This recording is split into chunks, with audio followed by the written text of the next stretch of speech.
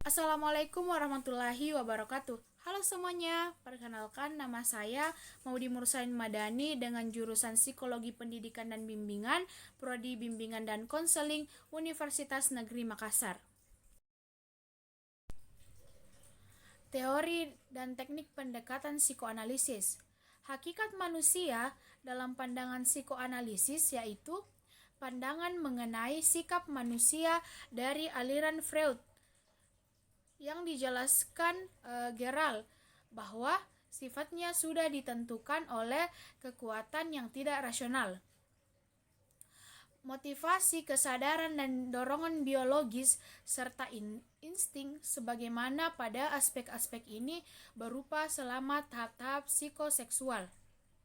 Dan perubahan tersebut sangat penting selama 6 tahun pertama dalam hidup kita. Nah, perlu kita ketahui bahwa insting adalah pusat dari pendekatan aliran Freud. Freud juga menjelaskan mengenai insting kematian yang memunculkan dorongan yang agresif. Freud memandang baik dorongan seksual dan agresif adalah penentu kuat mengapa orang yang bertindak seperti yang mereka lakukan. Gerald Corey, Prinsip Psikoanalisis, Muhammad Fatur Rahman, dan Sulistioroni 2012 tentang hakikat manusia, bahwa perilaku manusia pada masa kanak-kanak merupakan pengaruh dari perilakunya pada masa dewasa, yang sebagian perilaku tersebut berasal dari proses mental yang tidak didasari. Pada dasarnya, semua manusia sudah memiliki potensi dalam dirinya sendiri sejak lahir. Selanjutnya yaitu struktur kepribadian menurut Sigmund Freud. Freud membahas pembagian psikisme manusia.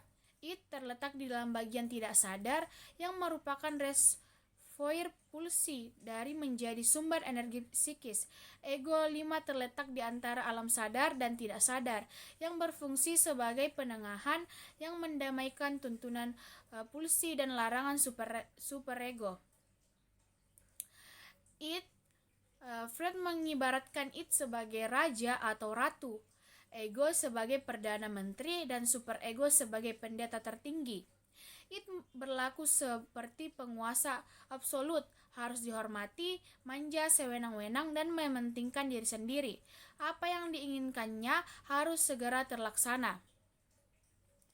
Nas, ego selaku perdana menteri yang diibaratkan memiliki tugas harus menyelesaikan segala pekerjaan yang terhubung dengan realitas dan tanggapan terhadap keinginan masyarakat. Superego ibaratnya seorang pendeta yang selalu penuh pertimbangan terhadap nilai-nilai baik dan buruk, harus meningkatkan si id yang rakus dan serakah bahwa pentingnya perilaku yang bijak.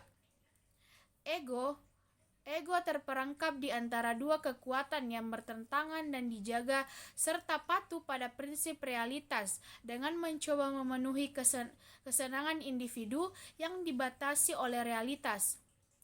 Seorang penjahat misalnya, atau seorang yang hanya ingin memenuhi kepuasan diri sendiri, tertahan dan terhalang oleh realitas kehidupan yang dihadapi.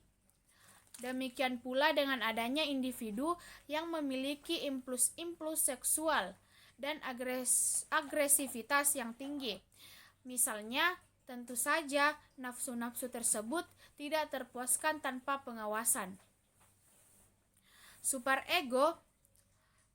Struktur yang ketiga ialah superego yang mengacu pada moralitas dalam kepribadian.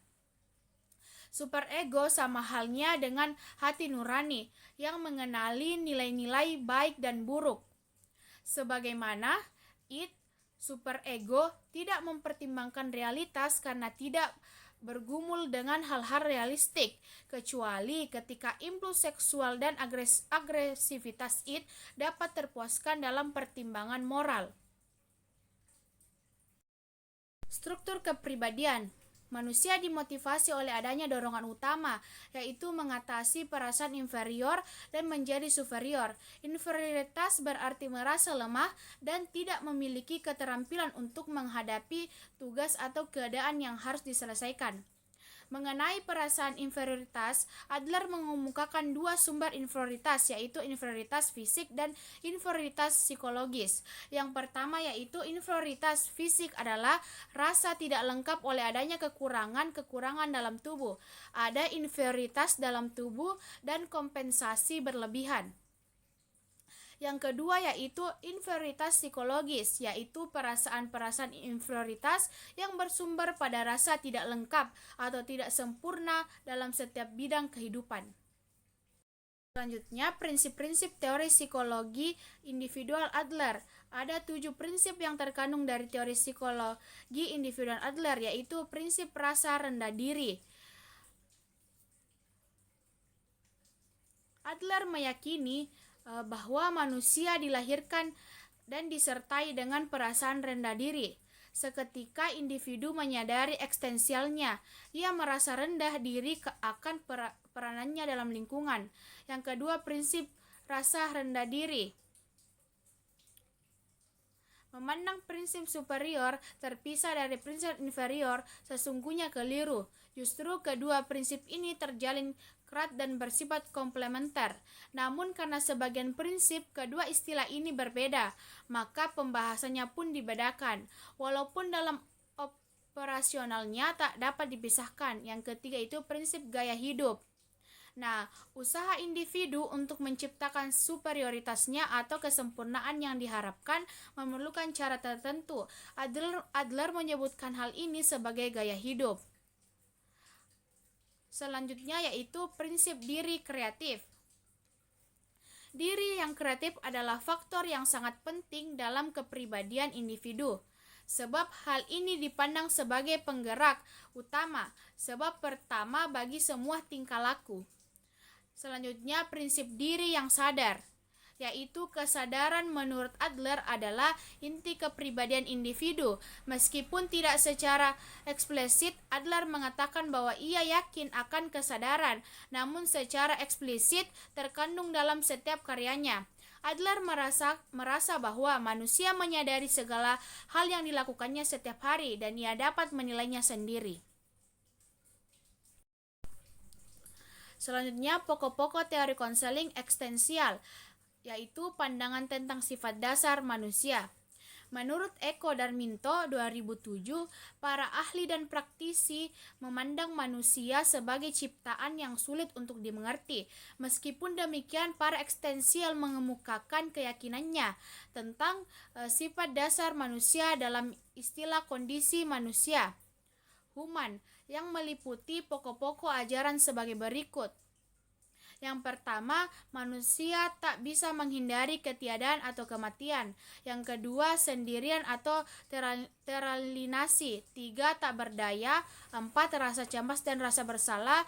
5, hakikat manusia. 6, pilihan, kebebasan, kecemasan dan perasaan bersalah. 9, keberadaan di dunia. 10, dunia. 11, dunia yang diinterpretasikan. 12, perpindahan kesehatan psikologis. Selanjutnya yaitu bagian B, sistem teori menurut Eko Darminto 2007, perkembangan gangguan emosional. Yang kedua, mengalami pada saat sekarang. Yang ketiga, konsep kesehatan mental. Proses dan tujuan konseling teori eksistensial. A. Proses konseling eksistensial menggambarkan suatu bentuk aliansi terapeutik antara konselor dan konseli. Dalam proses ini, konselor eksistensial mendorong kebebasan dan tanggung jawab, mendorong konseli untuk menangani kecemasan, dan mendorong munculnya upaya-upaya untuk membuat pilihan yang bermakna. Yang kedua, tujuan konseling. Tujuan dasar dari banyaknya sistem terapi adalah memungkinkan individual memperoleh konsep kebebasan dan tanggung jawab untuk bertindak.